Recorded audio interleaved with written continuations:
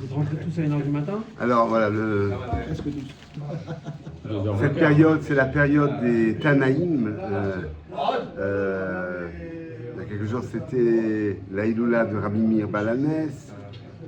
L'Akba Omer, c'est la Hiloula de Rabbi Shimon Bar Yochai. Alors d'abord, un tout petit mot sur le mot Hiloula lui-même. Le mot Hiloula, contrairement à ce qu'on pense, ne veut pas dire décès ou enterrement. Le mot Hiloula, à la base, veut dire mariage. On le voit dans Masechet Shabbat. Il y a plusieurs situations où il y a des Tanaïm et des Amoraïm qui interviennent lors d'un mariage. La Hiloula du fils d'un grand Amora. Par exemple, la Gemara raconte qu'à la Hiloula du fils de Ravashi, on a chanté telle chanson. Rav Hanouna Ela, il a chanté telle chanson. L'Irvod Akala. L'usage de casser le verre, c'est rapporté dans la Gemara à propos d'une Hiloula, c'est-à-dire d'un mariage. Et il y a eu quelqu'un qui a opéré un bouleversement de ce mot-là, c'est Rabbi Shimon Bar Yochai qui a demandé à ses élèves, et ça nous amène à l'Akba Omer, qui savait que le jour de l'Akba Omer allait être le jour de sa disparition, de sa istalkout en fait, donc littéralement de son élévation, de son âme qui rejoint le faisceau de la vie éternelle. Et il a demandé à ses élèves de faire de ce jour-là un jour de fête, un jour de mariage. Pourquoi mariage? Parce que l'idée du mariage à la base, c'est l'idée de trouver son complémentaire, trouver sa shlemut. Et donc on dit qu'un être humain, tant qu'il n'est pas marié, il est incomplet, il est manquant. Eh bien, Rabbi Shimon Bar Yochai, ça c'est vrai au niveau du Olam Hazé, mais au niveau du Olam HaEmet, il y a encore une autre dimension, c'est que l'âme retrouve sa shlemut dans le monde de l'éternité. Et donc, Rabbi Shimon Bar Yochai a vu son existence comme une existence où le jour de la mort était le jour d'un couronnement. Et d'ailleurs, alors ça c'est un enseignement mystique de Rabbi Shimon Bar Yochai, que ce jour-là, il a été autorisé à dévoiler des choses très profondes de la Torah qu'il n'avait jamais eu la force ou l'autorisation de transmettre.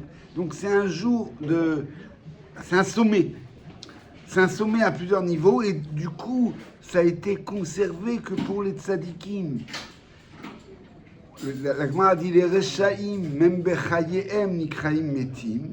Les Rechaim, même vivants, ils sont appelés morts parce qu'ils sont dans l'instant et ils sont détachés de l'éternel. Les tzadikim, Afilu Acharmotam, Nikraim Chayim. Ils sont appelés vivants puisqu'ils sont rattachés à ce qui est éternel et dans leur existence, ils ont semé des graines d'éternité. Et Hiloula, c'est la même racine que Hallel, non? Alors ça, c'est la même racine, mais... C'est louange, donc. Probablement. Louange, fête, joie, voilà. C'est un terme araméen, donc c'est toujours un petit peu risqué de le coller pile à la nation d'Hallel, mais on voit que c'est la même famille, on va dire, oui. D'accord. Alors, voilà, moi je pourrais pas vous commenter des textes du Zohar, parce que je sais pas. Alors je me suis simplement demandé si dans la Mishnah, c'est-à-dire dans la Torah chez Balpé, la Torah Taniglé, comme on dit, est-ce que on voit, est-ce que Rabbi Shimon Bar Yochai révèle quelque chose de cette dimension profonde, kabbalistique, mystique, qui est rapportée dans le Zohar? Alors je vous propose quelques Mishnayot. La première, c'est une Mishnah dans ma Masechet Megillah, peut-être que je l'ai déjà fait avec quelques-uns avant Purim. La Mishnah, dans Masechet Megillah, au départ, s'intéresse aux lois de la Kriyat Megillah. Quand est-ce qu'on la lit, quelles sont les dates, alors il y a les villes entourées de murages, des petits villages, voilà. Et la Mishnah pose la question qui est la question. On dit la Sheelat HaSheelot, la grande question. Qu'est-ce qui se passe si on a raté le début de la lecture d'un Megillah? Alors la halakha, je le dis tout de suite parce que la halakha, c'est que il faut tout entendre du début à la fin. Ça, c'est la halakha. Mais dans la Mishnah, il y a plusieurs enseignement de Tanaïm. Mais Matai Kore Adam et Amgila v'yotse ba'idei chovato. À partir de quel endroit dans la Megillah on lit et on est quitte? Rabbi Meir Omer Kula, en entier, ce qui est l'halakha. C'est-à-dire depuis Vayi Bimer Hajor jusqu'à la fin, chaque mot compte, d'où les oraot qui sont donnés avant la lecture de la Megillah, de faire silence, d'écouter chaque mot, d'être modéré dans le charivari autour de Haman. Voilà, chacun a sa méthode, mais l'idée c'est d'avoir en tête l'idée que chaque mot compte. Il y a une idée aussi qui est intéressante dans la lecture de la Megillah, c'est qu'elle doit être lue, dans l'ordre. À Koré et à Megillah, le Mafréa, le Yatsa, quelqu'un qui lirait toute la Megillah, mais dans le désordre, il ne serait pas Yotse. Pourquoi? Parce que l'ordre dans la Megillah, il dit quelque chose. Mais Matai Koré Adam et Megillah de Chova, Rabbi Meir Omer Kula, en entier, c'est l'Alacha. Rabbi Yehuda Omer, mais Ish Yehudi, à partir du deuxième Pérec, Ish Yehudi Ayab Shushan Amira Ushmu Mordechai, et c'est l'entrée dans la Megillah de Mordechai et d'Esther. Rabbi aussi Omer, mais Achar Dvarim Haele, après ces choses-là, Gidal Amelech Achashverosh et Haman. C'est le troisième chapitre, c'est l'entrée d'Haman dans l'affaire. Alors, pour Rabbi aussi, pour Rabbi Yehuda, même si on n'a pas entendu le premier Pérec qui parle de la magnificence des festins, de la magnificence du palais, de l'attitude de Vashti, de sa répudiation. On est Yotse. On est Yotse, c'est pas Merakev. La halakha, c'est que c'est quel Merakev. Mais Rabbi Dadi, c'est pas Merakev. Par contre, commencer avec Ish Yehudi Ayab Shushan Amira, ça c'est essentiel. Rabbi aussi dit non, ce qui est important, c'est à partir de Amelech, Achar Darim Aele, Gidal Amelech, Achashverosh et Haman. Maintenant, on a une braïta, qui n'est pas un texte de Mishnah, qui est une braïta que la Gemara ramène, de Rabbi Shimon Bar Yochai, ce qui nous amène à notre texte. Omer, mi balayla hahu, balayla hahu nadeda shnat Amelech. Ça, c'est beaucoup plus loin. C'est, il me semble, le 5e chapitre. C'est la moitié. On est déjà au milieu de la Megillah. On a déjà eu le décret d'Esther. Donc, Vashti a été répudiée, Esther a été choisie, Mordechai, Haman a obtenu la bague, il a signé le décret. On est entre le premier et le deuxième festin d'Esther. Balaïlaou. Et là, la Gemara s'interroge. Amar Rabbi Yochanan. Rabbi Yochanan s'interroge. Quelle est la base de la discussion? Pourquoi là il dit tout et l'autre il dit seulement ce chapitre? Mais Kulan Mikra Echad Darshu. Ils interrogent et donc ils fondent leur position sur un mot. Vatirtov Esther Amalka et Kol Tokef Aïgeret Azot. Il faut lire la puissance de cette lettre. Et là, les Tanaïm s'opposent. Rabbi Meir, Mande Amarkula, Rabbi Meir qui a dit qu'il fallait lire depuis le début. Tokpo Shel Achashverosh, Vayi Bime Achashverosh. Puisqu'on parle de puissance, qui est le personnage puissant? C'est le souverain, c'est Achashverosh. C'est finalement par lui que tout se décide, c'est lui qui a révoqué Vashti, c'est lui qui a nommé Esther, c'est lui qui a donné sa bague à Haman, et c'est lui aussi qui va donner ensuite la bague à Mordechai. Tout passe par lui. C'est lui le personnage puissant. Donc il faut commencer avec l'entrée dans la Megillah d'Achashverosh, c'est-à-dire depuis le début. Ça, c'est le point de vue de Rabbi Meir. Tokpo shel Achashverosh. Uman de Amar me Ish Yehudi, et Rabbi Yehuda qui dit depuis Ish Yehudi Ayab Shushan Amira, Tokpo shel Mordechai. Le puissant dont il faut lire l'affaire, c'est le tzaddik, c'est Mordechai. C'est l'homme par qui la délivrance va arriver. C'est celui qu'Akadosh Baruch Hu a envoyé. Quand on dit Mordechai, on veut dire faire de Mordechai Esther. C'est le même chapitre.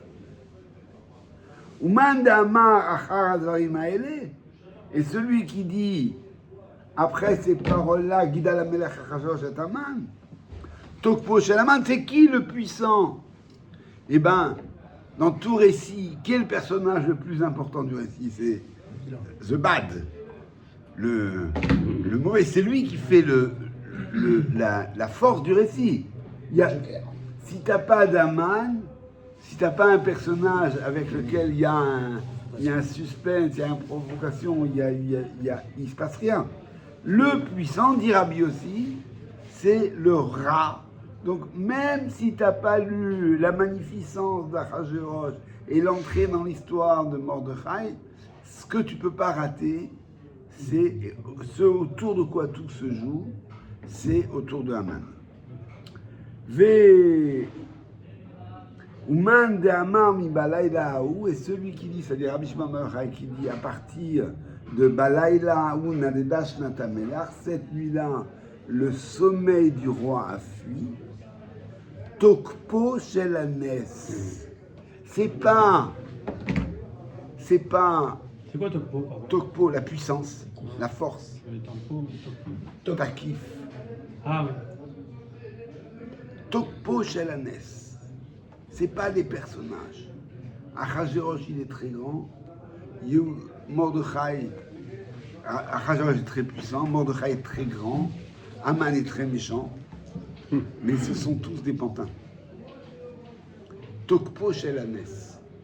Ce qui compte dans la Megillah, ce qui est révélé, c'est comment Akadosh Baruch Hu, à travers ces différentes créatures, opère la délivrance d'Israël. Tokpo Shel Hanes. Et elle est illustrée par cette histoire du sommeil du roi. Voilà le roi le plus puissant du monde qui règne sur 127 provinces, mais qui ne règne pas sur son propre sommeil. Et alors, le sommeil lui fuit, et il est contraint d'essayer de s'endormir en lisant les chroniques, et en apprenant que dans son palais, il est possible qu'il n'avait jamais entendu parler de ce complot. Qu'il y a eu un complot, il y a des gens qui veulent le tuer, et qu'il y a quelqu'un qui l'a sauvé. Ça, c'est la lecture de Rabbi Shimon bar Yochai. Rabbi Shimon bar Yochai voit ce qu'il y a derrière. Pourquoi il y a tout le monde? J'ai l'impression que c'est tout le monde qui pense comme ça. Mais vous voyez que les Chazal disent, au niveau du Psak, ils nous disent, Rabbi bien dit, d'accord, maintenant, on va d'après ce qu'on voit. Ce qu'on voit, d'accord, on est mamine que c'est Akadosh Baruch Hu qui fait tout, mais la lecture de la Megillah, c'est comme il dit la Gemara, en la dayan et la machin avroot. On construit la lecture, c'est le récit des personnages. Mais pour Rabbi Shimon bar Yochai, les personnages, ils sont juste des ingrédients dans le récit. Ouais, vous voyez, donc, une approche qui nous renvoie à un personnage qui voit les choses autrement. Là maintenant, deuxième texte, ça va être un petit peu technique. Ça demande un prérequis. Il y a deux corbanotes. Il y a le korban khatat qu'on apporte quand on a fait une faute où il y a karet. Il y a 36 cas. La Mishnah, on est dans Kritot, la Mishnah rapporte les 36 interdits où il y a karet. C'est-à-dire où on ne mérite plus d'avoir une longue vie et on n'accepte pas l'éternité. On est nichat, on est déraciné de l'éternel, et on peut continuer à vivre, mais un peu comme un commentateur a dit, c'est comme, vous savez, les poules, quand on leur fait la shrita, elles continuent à marcher. Mais voilà, elles n'ont plus d'ancrage dans ce qui est éternel. Sauf, tant qu'on est vivant, on peut faire teshuva. Mais Karet, on a le Lamaba. Karet, on n'a pas le Lamaba. On n'a pas de Lamaba, Karet. Non. Ikaret, Tikaret. Pourquoi il marque Ikaret, Tikaret, Olamazé, Olamaba. Et alors, la mort prématurée, ça fait pas de kapara pour le Lamaba? S'il a fait teshuva, oui. Ouais. Et comme il peut faire teshuva s'il n'est pas racine de la chose. C'est pas racine. Non, tant qu'on est vivant, le fait même d'être vivant est un témoignage d'Akadosh Baruch Hu qu'on peut changer son existence. Mais si on ne la change pas, on est lancé dans une logique. Donc, non, si on a commis ces fautes par erreur, ces 36 fautes, alors elles touchent tous autour des centres de Kedusha. Que ce soit dans la vie intime, la Kedusha de la relation entre un homme et une femme, et donc les harayot, la tarat hamishpacha, tout ça, il y a une notion de karet là-dedans. Tout ce qui est lié au Beth Amikdash, tout ce qui est c'est la Kedusha d'espace, tout ce qui est lié à la Kedusha du temps, comme alors le sommet de la Kedusha du temps où il y a karet, c'est Shabbat, Yom Kippour et Chametz HaPesach. Et puis il y a la Kedusha du gouffre, Kedusha alimentaire, qui est où est-ce qu'il y a karet dans la Kedusha alimentaire, Achilat Dam et Achilat Chelev. Les deux seuls interdits où il y a karet. Tous les autres interdits, il n'y a pas karet. Pourquoi on appelle Chelev exactement? Parce que moi j'adore le gras. Alors, tu peux pas, le gras, tu ne seras jamais avec du chelev. Parce que le gras que tu as, c'est le gras dans ta tranche de viande. Ouais.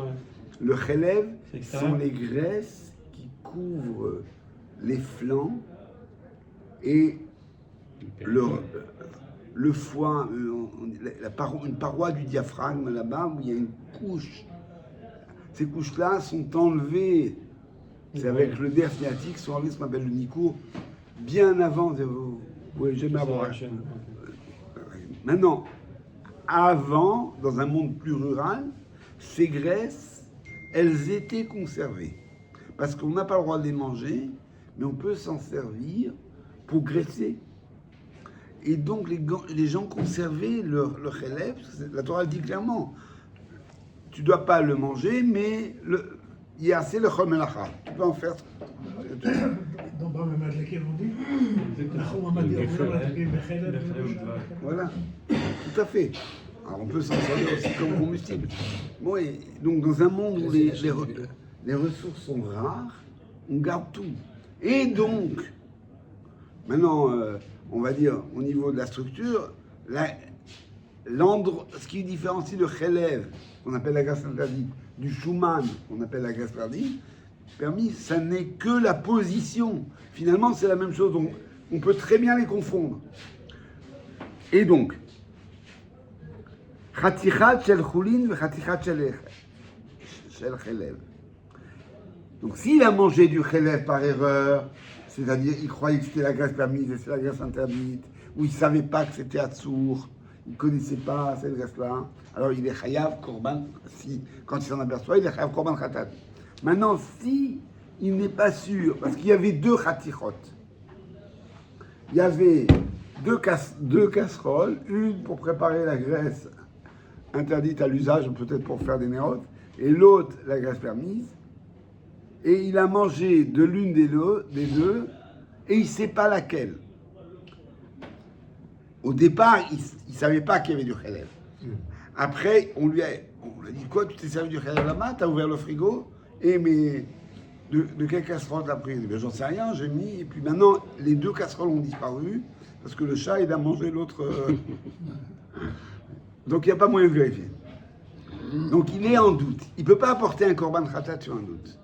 Parce que le korban khatat réclame un vidouille. Il faut être chaud. Mais il est shogeg. Oui, mais non, s'il n'est pas sûr, il a un doute. Donc, c'est ça. Il est peut-être shogeg. Donc, comme il y a un peut-être, il ne peut pas faire pleinement ce qu'on appelle le vidouille. Et donc, il ne peut pas apporter un korban khatat. Mais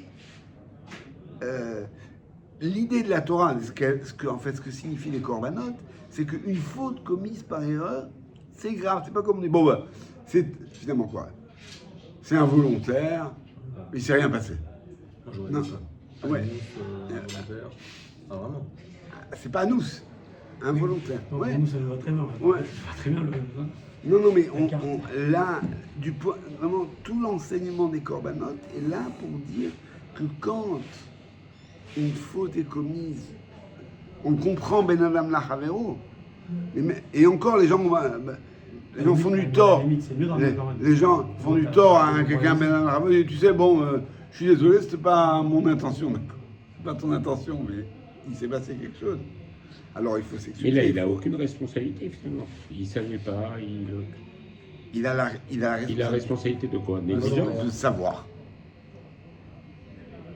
Comme, par exemple, s'il ne savait pas que c'était interdit, il a réponse, le Rambam dit, Non, ça, Ayalo oui, Limon. d'accord, il faut apprendre. Voilà. Mais là, il trouve une casserole. Ah, ben, tu ne manges pas sans savoir d'où ça vient. Ah ouais.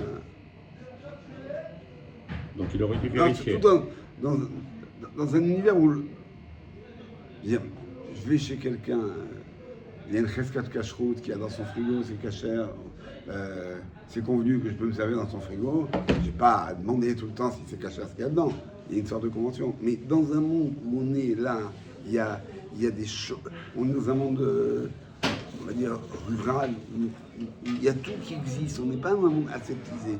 Il faut faire attention, il y a une notion de responsabilité. Il s'est passé quelque chose.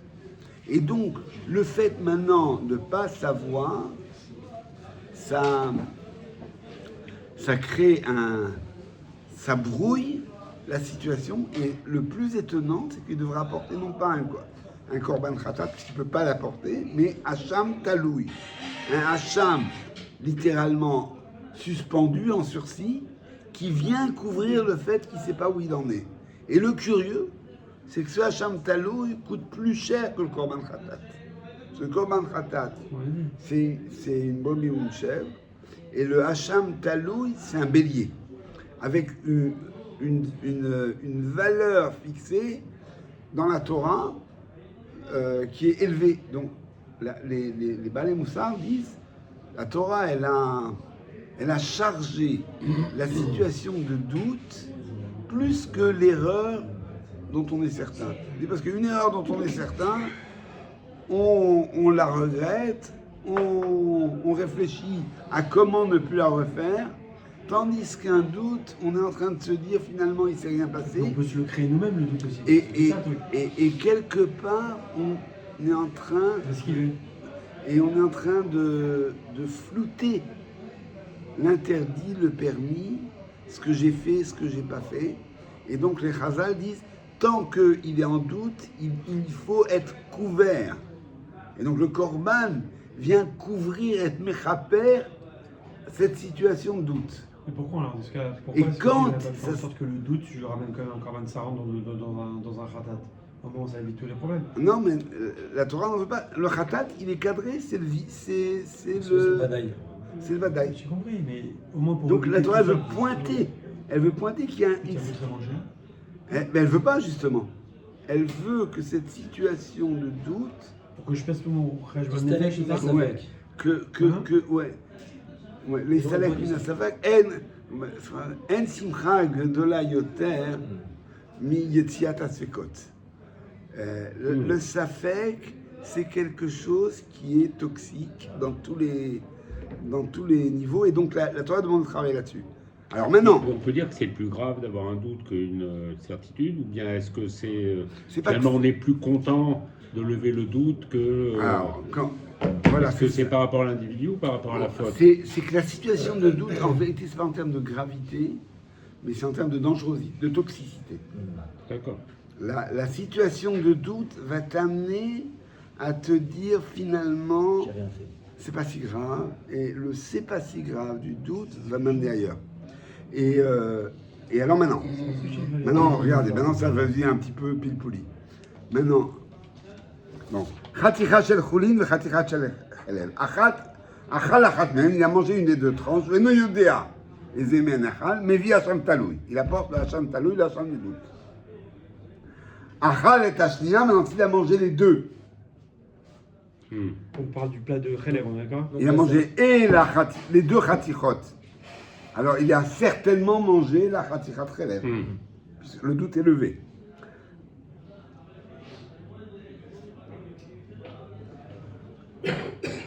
Achalat ashnia mevi khatat, d'accord? Parce que là, il n'y a pas d'Hacham Talou, il y a quelque chose de certain.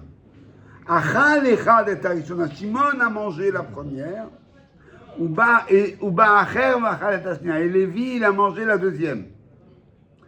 Zé mevi Hacham Talou, et Zé mevi Hacham Talou, les deux sont en doute. Livré Rabbi Akiva. Rabbi Shimon, Rabbi Shimon, c'est ici Rabbi Shimon Malachai. Shneem mevi'im chatat achat. Rabbi Shimon Malachai dit, mais non, ici, il se passe autre chose que quand un être humain ne sait pas s'il a mangé du chélèv ou du chouin. Parce que quand un être humain ne sait pas s'il a mangé du chélèv ou de la graisse permise, il y a un doute si la avéra a été faite. Tandis que là, chacun ne sait pas, mais fondamentalement, on va dire, dans l'absolu, la avéra a été faite. Et donc, vous voyez comment Rabbi Shimon Bar Yochai, d'un seul coup, il ne raisonne pas au niveau de l'individu, mais il dit, dans le Klal Israël, il y a un drame qui s'est produit. Il y a du chélèv qui a été nechal vadaï. Et donc, au lieu d'amener chacun un shamtalou, ils apportent un korban khatat à deux et ils font un tnaï, ils font une condition. Si Akadosh Baruch Hu sait qui est-ce qui a Ils mangé. apportent 1 à 2, pas 2. Non, ouais, 1 à 2. Ah, 1 à 2, ils sont associés. Et le tnaï, si c'est moi qui ai mangé le chélèv, que le korban soit en mon nom, si c'est toi qui as mangé le chélèv, korban ton nom, et on le paye ensemble. Ah, c'est très spécial. Vous voyez un peu comment Rabbi Shimon Bar Yochai, il sort de la koufsa. Il regarde les choses complètement autrement. C'est vrai, au niveau de la logique classique, chacun est en doute. Oui, mais il y a une autre dimension. Il y a la dimension Klal ça Israël. fait faire des économies en tout cas. Concrètement, ouais. Parce qu'il paye un demi-khatat au lieu de. Il paye un demi-khatat au lieu d'un un cham chameau, qui coûte plus cher. d'un bélier qui coûte plus cher. Ouais. Mais c'est pas ça que C'est va pas- Ce qui est un peu dérangeant, c'est qu'on a l'impression qu'on ne regarde plus l'homme, mais plutôt, et la faute de l'homme, mais plutôt ce qui aurait dû être amené face à une faute. Comme si l'individu dégagé de la faute. Il n'est pas dégagé, puisqu'il est impliqué, il doit être mishtatef. Il n'est pas dégagé. Mais Moi, je trouve ça plus logique, hein, quelque part. Il n'est pas sûr. Pourquoi on Non, l'a mais vu c'est pas direct. Dieu qui attend. Il y a une faute, il attend pas qu'on ramène un corban. C'est pas la faute entraîne une dette. C'est l'homme qui doit réparer sa faute. voilà. Donc, en fait, où est-ce qu'il est le centre? Alors, C'est il y a. Dieu ou le centre? Ou Alors, l'homme? en fait, les deux sont choutafim maintenant de participer à un vadaï qui a eu lieu. Et alors, il faut trouver la modalité pour être mityaches. C'est la dimension musulmane. Mais tu vois, c'est cette coup-là. Et Rabbi Shimon Bar Yochai, il y a un plan, il voit les individus, comme un peu comme dans la Megillah. Il voit bien les Achashverosh, les Mordechai et les Haman, Il vaut Dieu surtout. mais il voit quelque chose qui est à l'œuvre. Alors, voilà, il tient compte des deux dimensions. C'est très spécial. C'est Rabbi Shimon Bar Yochai. Une troisième pour la route. Dans Sanhedrin.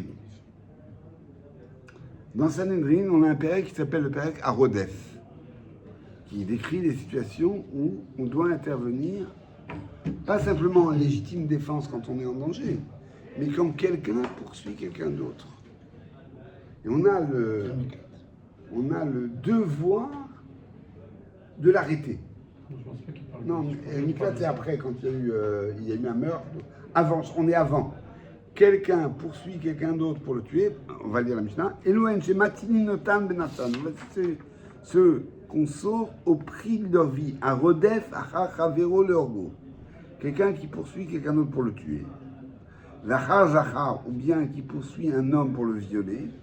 L'achar Nehara Mourassa, ou une jeune fille. Le viol, dans ce cas-là, est comparé au meurtre.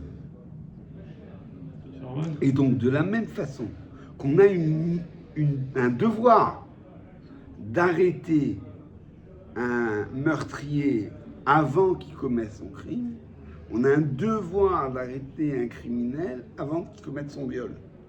Et de l'arrêter. Alors, théoriquement, si on peut l'arrêter sans le tuer, et qu'on le tue, on est Khayamita. Mais si on peut pas, il est loin, il a son couteau, et moi je ne peux que tirer pour l'arrêter, alors c'est ce qu'il faut faire. L'intention pour le meurtre, elle est plus facile à dépister que l'intention pour un viol. Hein, parce que quelqu'un qui court après un autre, tu vas lui tirer dessus parce que tu penses qu'il va le violer, comment tu sais? Ouais. Ou, Attendez, il a un couteau, d'accord. il court après une jeune fille, Contrairement au Bon, baiser. C'est une jeune fille, bon. Voilà, Après, c'est ça, un homme, félicitations. Non, aujourd'hui, vous avez raison. ils peuvent faire une course, hein. Il faut peut-être qu'il a déjà fait avec quelqu'un. Ah, on le connaît déjà. Pas besoin d'attrape dans ces cas-là. Non, non, il n'y a pas besoin d'entrer. Le Rodef, c'est la situation elle-même qui crée le dîme. C'est-à-dire, on ne se dit pas que le type il veut juste l'impressionner et lui faire peur. On Parce qu'on a le droit de tirer, de long. ne fait pas de pile-poule à ce Ouais, moment. il n'y a pas de cavzéroute. Ça veut dire le type il Non, a une mais- arme, il court derrière l'autre, il faut le. Ouais. On n'est pas à portée de main, on tire. Ah, si alors, on te dit, si tu peux tirer Ouais, dans la jambe, ok. voilà. Voilà, Il n'y a pas de cavzéroute quand même, ça veut dire qu'on ne se dit pas le type il veut pas lui faire mal, il veut juste lui faire peur. Non, on ne dit pas ça. On n'a pas le droit de dire ça parce qu'on expose la victime, la proie. Si le terroriste est désarmé, on peut aussi. Voilà, ça y est. Achazara, Anaramouza, Avala Rodef Achabemam. Si quelqu'un il poursuit une bête pour faire un acte de bestialité, de zoophilie, Amechalel et Shabbat, ou bien il s'apprête à profaner Shabbat, Veoved Avodazara, où il s'apprête à commettre un acte idolâtre, dans tous ces cas, bien qu'il y a Chiyuv Mita, et que, par exemple, dans l'histoire d'Avodazara et de Harayot, il y a Yarek Valiavor normalement. Donc, Et quoi? On dans, le tue, il ne fera pas de faute. c'est des avéros sur lesquels on nous dit même au prix de ta vie, tout est mis tu es transgresse pour vivre. Mais il y a des choses que non. Avodazara non, Harayot non, et Rodef Arabem en Harayot. Eh bien, En Matili Notam Menacham, parce que le din de Rodef, c'est sauver un poursuivi en arrêtant le poursuivant. Mais là, dans quelqu'un qui va faire Avodazara ou Shabbat ou Rodef Harabem, la question n'est pas de sauver quelqu'un. La question est uniquement de quelqu'un qui est en train de faire une avéra. Donc, quelqu'un qui est en train de nous faire une avéra, on ne le tue pas pour l'empêcher de faire avéra. Ce qui est logique. C'est Heureusement.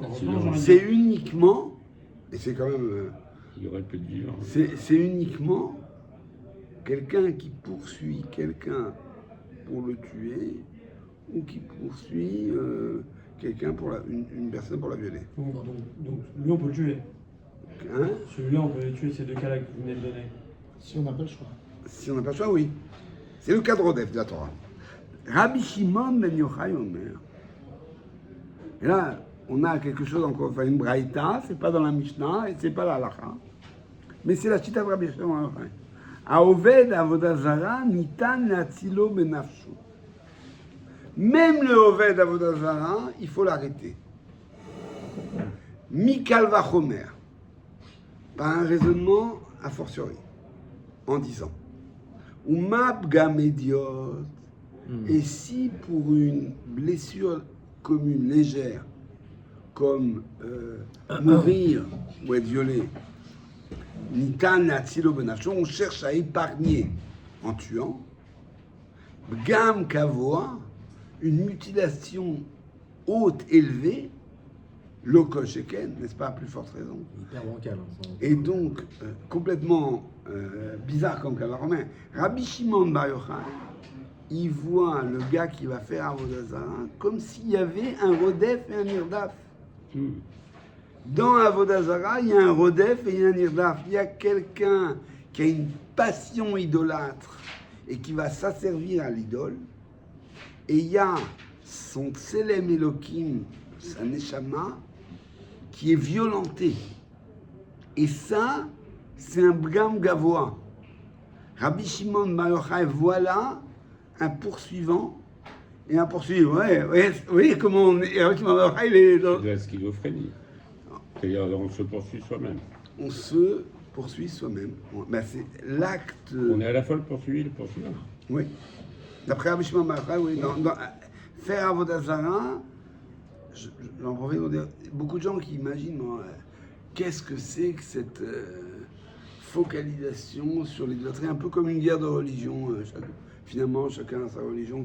Qu'est-ce qu'il y a tellement grave dans Avodazara? Alors, comme dit l'autre, il adore une poupée, il adore une statue, mais qu'est-ce qu'il y a là-dedans? En fait, il faut bien comprendre que la Avodazara, telle qu'elle était vécue à l'époque du premier temps, par exemple, dans l'Antiquité, c'était un acte radical d'asservissement à l'idole.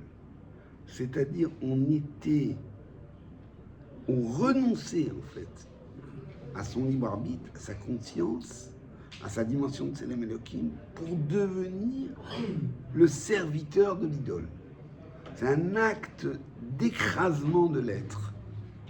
Et c'est ça que Rabbi Shimon appelle Gam Gavoa. Il se passe là quelque chose, un viol véritable, un viol de l'être humain dans sa dimension d'être unique.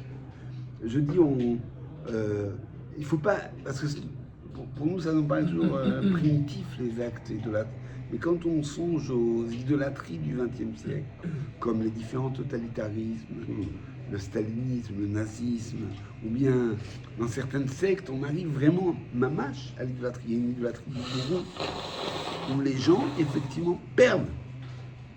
La fidélité passe par une perte, un renoncement à être.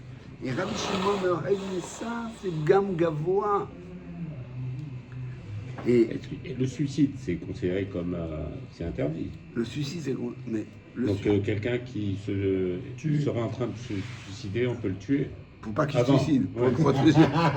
Mais c'est moins pire. Non, il a raison. Pour Rabbi Shimon, ça oui. rejoint un peu Pour Rabbi Shimon, mais les de Chachamim... l'idolâtrie. Ouais. Mais ça serait Rabbi Shimon. Oui, mais Rabbi Shimon pourrait penser ça. Pourrait penser ça. Vaut mieux qu'il parte en se faisant tuer que. Non, mais là, c'est encore suicide, une suicide, question. il est C'est ça la retranché question. du Et en tout cas, on essaiera de l'arrêter avant que... Le On tire Rionchin... d'abord sur ses jambes, donc pour le On l'empêche de se suicider, suicider. ou le Avodazara, je pense. Mais si on est à distance, on est loin, on tire. La Gemara, regardez, les Tanaïm, maintenant, par rapport à Rabbi Shimon Bar Yochai, Rabbi Shimon Bar Yochai, Bon, regardez les Tanaïm, leur objection. Ils ne disent pas le Kalvachomer, il est fou. Ils disent, le Rionchin Minadim, on a un grand principe que on ne décide pas d'un Onesh à partir d'un Kalvachomer. Le Kalvachomer est légitime pour définir, pour utiliser en comparant les règles, ce qui est permis, interdit, tamé, taor, chayav, patour. Mais pas pour les Honshin. Pour les Honshin, il y a un garde-fou de la halakha apporté par la Khamim, que tu peux pas tuer à cause, quand la règle n'est pas écrite, à cause d'un raisonnement logique. Je pense que c'est une sagesse immense quand on sait ce qui a été fait, ce qu'on a fait autour du raisonnement idéologique. On détermine, c'est pas dans la loi, que ça c'est plus grave. Et alors, de notre propre chef, on installe, on va dire, des tribunaux populaires et on permet de tuer celui qui désobéit à la règle qu'on a développée par un argument logique. Alors, il dit, c'est pas que ton raisonnement il est faux, mais c'est contraire à la règle que V'chi Honshin Minadim, Kassava Honshin Minadim. Mais Rabbi Shimon Bar Yochai, lui, il pense que Honshin Minadim, lui, il est dans ce domaine où la logique qu'il développe, eh bien, il la défend jusqu'au bout. Vous voyez comment Rabbi Shimon Bar Yochai, c'est une autre approche véritablement. Dernier truc, un texte que je pense que je vous ai déjà montré, mais qui aussi qui montre aussi Rabbi Shimon Bar Yochai qui raisonne le contraire de tout le monde. Ça nous renvoie dans la Torah, c'est plus la Mishnah, ça nous renvoie dans la Torah à la rencontre entre Yaakov et Esav. Alors on sait que Yaakov a envoyé des cadeaux à Esav et il s'est prosterné 7 fois devant Esav. Esav s'est approché, Vaïchabkeou, ils se sont enlacés, Vaïchakeou, et il l'a donc enlacé puis embrassé, Vaïchakeou. Nakoud alav, il y a des points au-dessus des mots Vaïchakeou dans le Sefer Torah. Alors qu'il n'y a pas de points au-dessus des lettres, il y a des points au-dessous des lettres de Vaïchakeou, vous pouvez regarder. Il a mordu.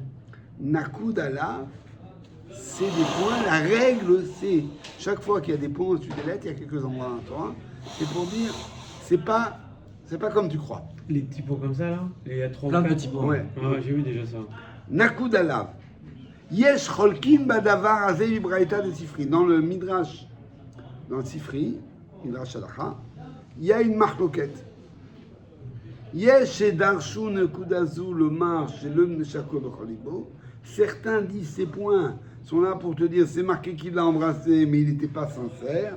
Et il y a jusqu'à des Midrashim qui disent le cou de Yaakov est devenu de marbre, il s'est cassé les dents dessus. Il y a toutes sortes de choses. C'est une opinion, la plus connue, la moins connue, c'est celle que Rashi cite en deuxième. Amar Rabbi Shimon Bar Yochai. Alachai beyadoua chez Esav sonel Yaakov. C'est connu, c'est une halakha connue que Esav déteste Yaakov et que généralement il n'est pas sincère quand il l'embrasse. S'il y a quelqu'un qui a été l'ennemi de Esav et qui a identifié Esav, c'est Rabbi Shimon Bar Yochai. L'ennemi de Yaakov, vous avez dit.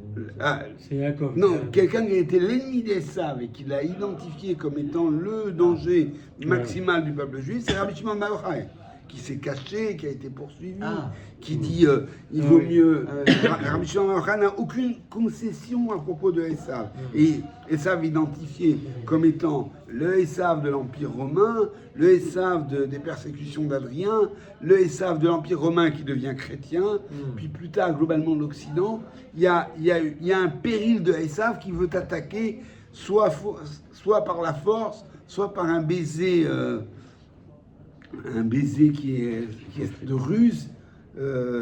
Beyadoua. Contrairement à Ishmaël, il n'a jamais fait tchouba. Beyadoua chez Esav Sonel Yaakov. Et là, chez Nichmeru Rachamav Beota Sha'a Venashako Bechol Libo. Mais à ce moment-là, il a embrassé sincèrement. C'est-à-dire, Rabbi Shimon Bar Yochai dit, puisque les points viennent te dire le contraire de ce que tu aurais pensé, la première école dit, je lis qu'il l'a embrassé, il y a les points qui me disent qu'il n'est pas sincère. Rabbi Shimon Bar Yochai, lui, il dit tout de suite, il n'est pas sincère, puisqu'il y a un halakha chez Sasson et Yaakov. Et alors les points viennent te dire, maintenant là c'est le contraire du contraire. Là, Neshako Becholibo Nichmeru Rachamav. Qu'il a vu tous ces efforts de Yaakov auprès de lui, et tous ces cadeaux, et toutes ces ishtachavayot, et Nichmeru Rachamav. Et ça c'est, vous voyez encore une fois comment Rabbi Shimon Bar Yochai, il voit, il raisonne autrement que tout le monde. Ouais, ça.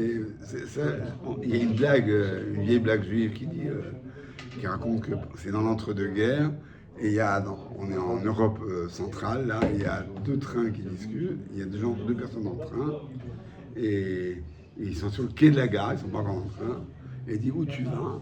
Un dit je vais à Pinsk, donc en gros vers l'ouest. Moi je me dirige vers l'ouest, vers l'Europe. Et avec le péril et ainsi. Et l'autre il dit moi, tu vas à Pinsk. Et comme je sais que tu ne veux pas dire où tu vas, tu dis que tu vas à Pinsk, c'est qu'en fait tu vas à Minsk, qui est dans l'autre sens. Et puisque tu me dis que tu vas à Pinsk, pour que je pense que tu vas à Pinsk, c'est qu'en fait tu vas à Pinsk, alors pourquoi tu mens? Là, C'est vraiment ça. ça c'est les 2 points au-dessus des lettres, c'est vraiment la blague juive, elle a